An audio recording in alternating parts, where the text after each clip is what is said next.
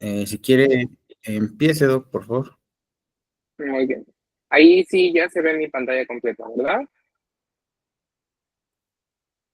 Sí, sí, se ve bien. Muy bien. Pues buenas noches, yo soy Rafael Quintanilla, soy médico residente de segundo año de aquí de la sede de Mezcales y el día de hoy me tocó a mí hablar de estudios de casos y controles. Pues para empezar, pues hay que definir que el estudio de casos y controles va a ser un tipo de estudio en el cual se va a contar con una muestra de personas que van a presentar una variable dependiente que se quiere estudiar o puede ser una enfermedad, y este grupo de personas se va a conocer como casos contra otra muestra de personas que no van a tener esta variable, que se va a conocer como controles. Posteriormente se van a comparar ciertas variables y en las dos muestras para observar cuáles de ellas se van a asociar con ciertas respuestas en la patología o en la variable dependiente. Eh, en este esquema, como diagramita, se puede ver los dos tipos como de poblaciones que tenemos. Del lado izquierdo tendríamos la población de casos, que menciona que pues debe confirmarse como un caso y que se va a realizar como una medición de las variables predictivas. Del lado derecho tendríamos ahora la población de control. En algunas bibliografías también se conoce como testigos, de ahí su nombre de casos y testigos. Y igualmente tendría que confirmarse que fuera un testigo tal cual y se va a realizar cierta medición como de las variables también. En este otro esquema tenemos igual como la diferencia entre el grupo de casos, que serían el grupo de personas con cierta enfermedad, que se va como a subdividir en personas que estuvieran expuestas y no expuestas a cierta variable como independiente, y el grupo control, que sería el grupo de no enfermos, que de igual manera estaría como dividida en los casos que estuvieron expuestos, los controles que estuvieron expuestos y los que no estuvieron expuestos.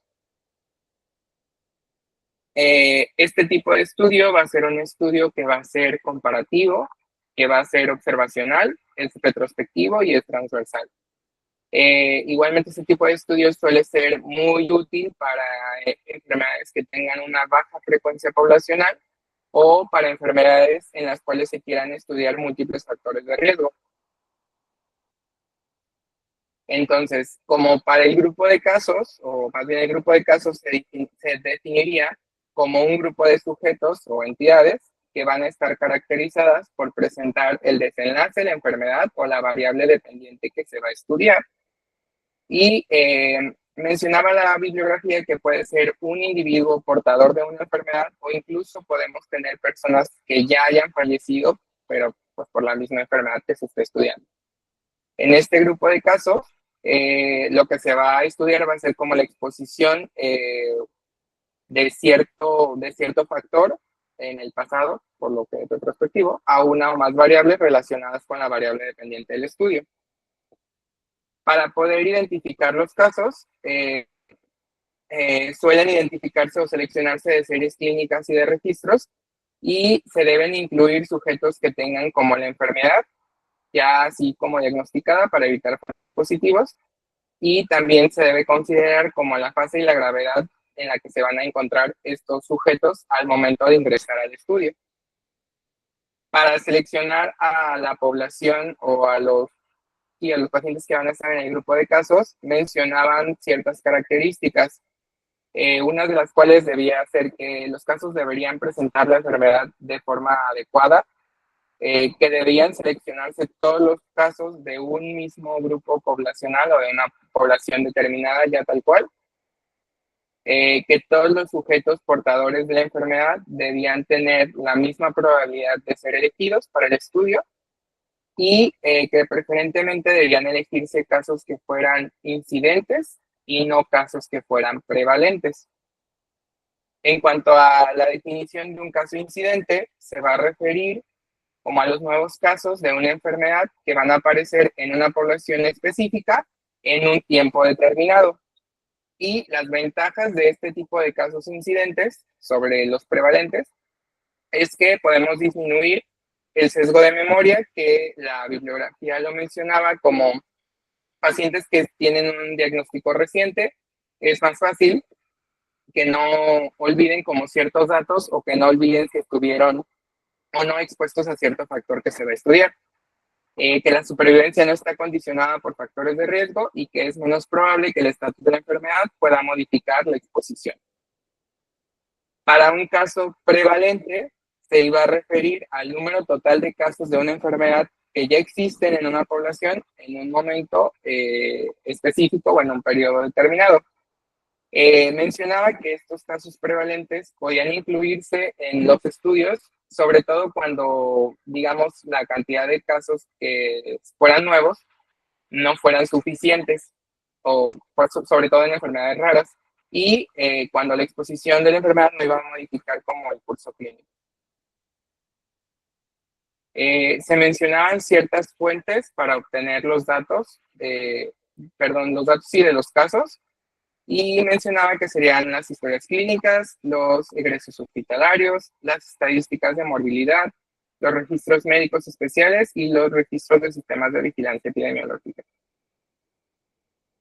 Para los controles se iba a definir como el grupo usado para estimar la proporción de individuos que estuvieran expuestos y no expuestos en una población base que diera origen a los casos.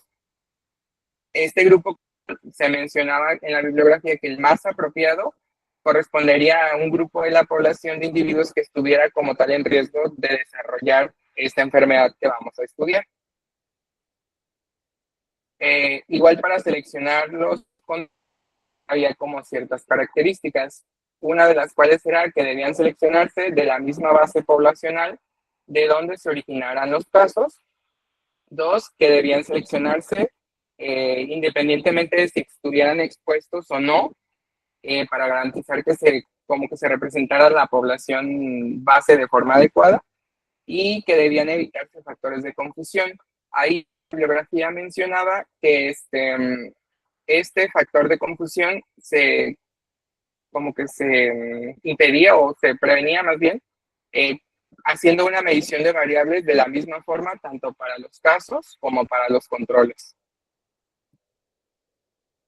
En cuanto al número de controles, de manera habitual se debería de seleccionar un control por cada caso que se va a estudiar, es decir, que tuviéramos una relación 1:1, pero podía ser posible que se incorporara un número mayor de controles por cada caso y eso generaría como más potencia en el estudio. También se mencionaba que este tipo de estudios iba a tener algunos tipos de sesgo. De los que se mencionaba, el primero era el de muestreo y el de medición diferencial. Para el de muestreo, se presentaba cuando la muestra de casos no era como tan representativa en relación al factor de riesgo que se iba a estudiar. Esto porque pudiera haber, por ejemplo, casos que estuvieran diagnosticados cuando no lo eran. Y en cuanto a la medición diferencial, estaba generado por el método como retrospectivo de la medición de las variables. Y esta medición diferencial del método retrospectivo también estaba como muy asociado con el sesgo de memoria que ya había mencionado previamente. Este tipo de estudio va a tener cierta estructura y está diseñado de una forma en la que se compara la frecuencia de exposición de una o varias variables independientes según lo que se va a estudiar. Si el factor estudiado se presentaba más en el grupo de casos que en el de controles, se hablaba de un factor de riesgo. Si el factor estudiado se presentaba más en el grupo de controles que en el grupo de casos, entonces se hablaba de un factor protector. En cuanto al esquema general, básicamente era una tabla en donde se comparara la frecuencia de exposición de la causa en los casos contra la frecuencia en una muestra que representaba a los individuos que no habían producido el efecto. La tabla sería esta. Tendríamos como estas columnas, la exposición sería el factor que estaríamos como estudiando, si está presente o está ausente, y tendríamos el grupo de casos y el grupo de controles. Estos casos y controles van a tener como sus propias celdas. En la celda A se representaría a todas las personas que que tienen la enfermedad como tal y que tienen el antecedente de haber estado expuestos a cierto factor. La celda C serían los casos que están enfermos, pero que no estuvieron expuestos a ese factor. Para la celda B sería el grupo de sujetos sanos que tuvieron el antecedente de esa exposición contra el grupo de sujetos sanos que no tuvieron ese antecedente. Y al final podíamos hacer como esta operación, que era el RM, que también se conoce como R, que es el odds ratio, que es como una variable que se usa en la estadística. Y iba a ser como el resultado de la división entre la multiplicación de la celda A por la celda B sobre la multiplicación de la celda B por la celda C. Si el resultado era igual a 1, significaba que la exposición que estuviéramos evaluando no estaba asociada como tal con la enfermedad. Si el resultado fuera menor de 1, significa que esta exposición tiene un efecto protector. Y si el resultado es mayor de 1, eso quiere decir que la exposición aumenta la posibilidad de desarrollar la enfermedad o que actuaría como un factor de riesgo para cierta enfermedad.